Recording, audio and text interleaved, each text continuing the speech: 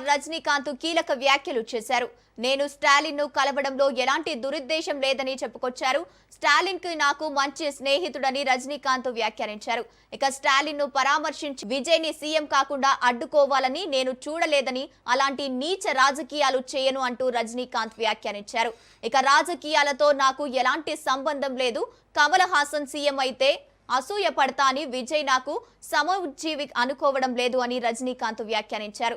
ఇక ఆయనకు నాకు 25 ఏళ్ల వ్యత్యాసం ఉందని రజనీకాంత్ వ్యాఖ్యానించారు. అన్ని పార్టీల్లోనూ నాకు అభిమానులు ఉంటారు.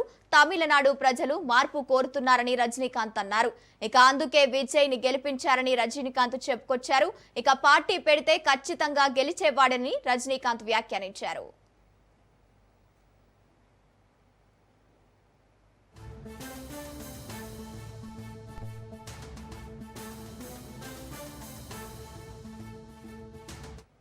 தேர்தல் முடிவுகள் வந்த பிறகு என்னை பற்றி ஒரு 2-3 விமர்சனங்கள் சோசியல் மீடியாவில் அரசியல் உலகத்தில் பரவலாக பரவி அதுக்கு நான் விடை கொடுக்கலன்னு சொன்னால் அதே உண்மை ஆகிடும் அப்படின்னு ஆகிடும். நான் நேற்று பெங்களூர் போகும்போது நீங்கள்லாம் இங்கே வந்திருப்பீங்க, ஏர்போர்ட்டில் யாரும் வந்திருப்பீங்க. அங்கே நீங்கள் கேள்வி கேட்பீங்க, அதை விடை கொடுத்துலாங்க இருந்து. அப்போ நீங்கள் யாரும் இங்கே இல்லை. அதுக்கு அப்படியே பெங்களூர்லேருந்து திரும்பி வரும்போது கூட அங்கே மீடியா யாருமே இல்லை. அதுக்கப்புறம் 18th கேரளா ஷூட்டிங் இருந்தது சொல்லியிருந்தாங்க. அப்போ நான் விடை கொடுத்துடலாம் அப்படின்னு நினச்சேன். நீங்கள் அங்கே வரலன்னா கூட முதல்ல சொல்லிவிட்டு அங்கே வர சொல்லி விடை கொடுத்துடலாம்னு நினச்சேன். அது ஷூட்டிங் போஸ்ட்போன் ஆகிடுச்சு. ஸோ இங்கே ரொம்ப இன்னும் தள்ளக்கூடாது அப்படின்னு சொல்லி உங்களெல்லாம் நான் கூப்பிட்டுருக்கேன். ஃபஸ்ட்டு தேர்தல் முடிவுகள் வந்த உடனே நான் ஸ்டாலின் சாரை போய் பார்த்தது. அது கொஞ்சம் விமர்சனங்கள் வந்தது. ஸ்டாலின் சார் அவர்களே என்னுடைய 38-40 ஆண்டு நண்பர். என்னுடைய நட்பு கொள்கைகள் அரசியலுக்கு அப்பாற்பட்டது.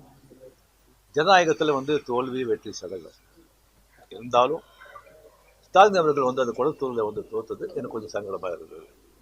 அதுக்காக ஒரு நண்பனுங்கிற முறையில், நட்பு முறையில் அவரை போய் நான் பார்த்தேன். அதுக்கு நான் எங்கள் விஜய் சிஎம் ஆகக்கூடாது, போருக்கு வரக்கூடாது, அதை தடுக்கிறதுக்கு ரஜினி அங்கே போயிருக்காங்க, வேறு ஏதோ 2 பெரிய பார்ட்டியை சேர்க்கணும்னு சொல்லி பேசுகிறாங்க அப்படின்னு சொல்லி விமர்சனங்கள் வெளியே வருது. அந்த சூழ்நிலையில் அதெல்லாம் பேச முடியாது. அப்படி பேச ஒரு தரங்கெட்ட ஆள் ரஜினிகாந்த் இருந்தார். அது தெளிவுபடுத்துகிறேன். ரெண்டாவது நான் அவர் வாழ்த்து சொல்லலை. ஏர்போர்ட் போகும்போது வாழ்த்து சொல்லலை. அவர் ஜெயிச்ச உடனே எக்ஸ் தளத்தில் என்னுடைய வாழ்த்துக்களை நான் அவருக்கு பதிவிட்டேன்.